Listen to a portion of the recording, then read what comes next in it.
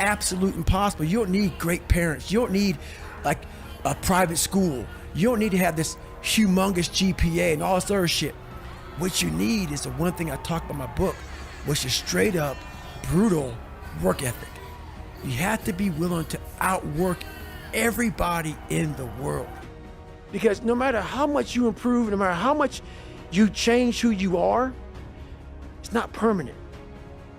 You don't just wake up and say, oh my God, man, you're David Goggins, you break records, you do this, you do that. People want to know, how are you able to just be so hard?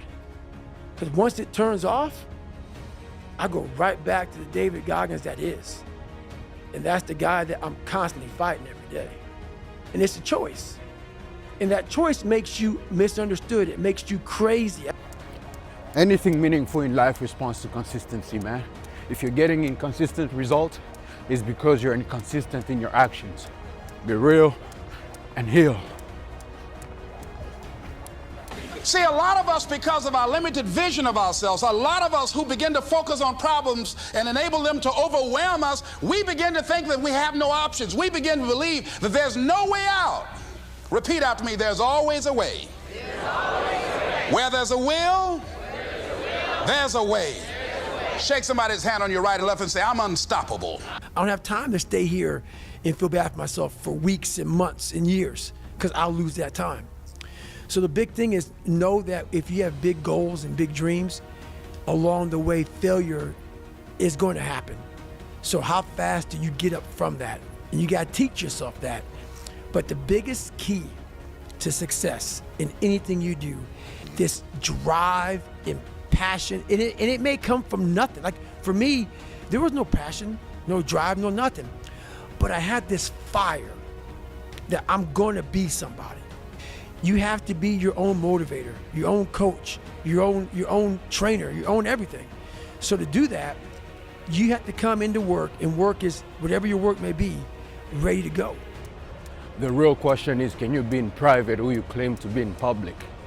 Can you still be the same person in the darkness who you claim to be in the light? Is that too much to ask?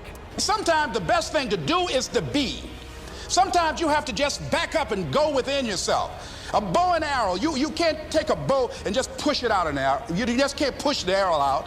You have to pull it back and then release it. Sometimes you have to back up and go within and pray and meditate and recharge your batteries. Go away, clear your head, and then come back and look at it from a different vantage point. Don't operate while you're under the spell or the effect of what's going on. Hey man, you gotta understand that it's not your fault that you're panicking, that you have these anxieties and stress. It's just that the devil and this culture have convinced you that God has never done anything for you, and so he can't do nothing in this situation. But if you know within yourself that God delivered me 2 years ago from death, God delivered me 2 years ago from a struggle, then surely he can deliver me from this new one, man.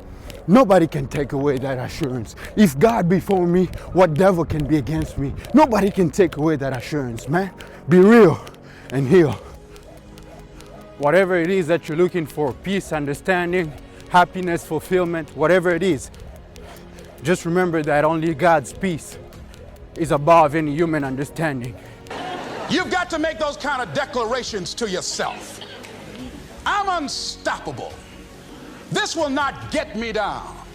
And if I get knocked down, I'm going to be like Leo Pascal. You said you're going to have some low moments in life, but when you do, you will have high lows. Be trustworthy and build a reputation of reliability and truthfulness.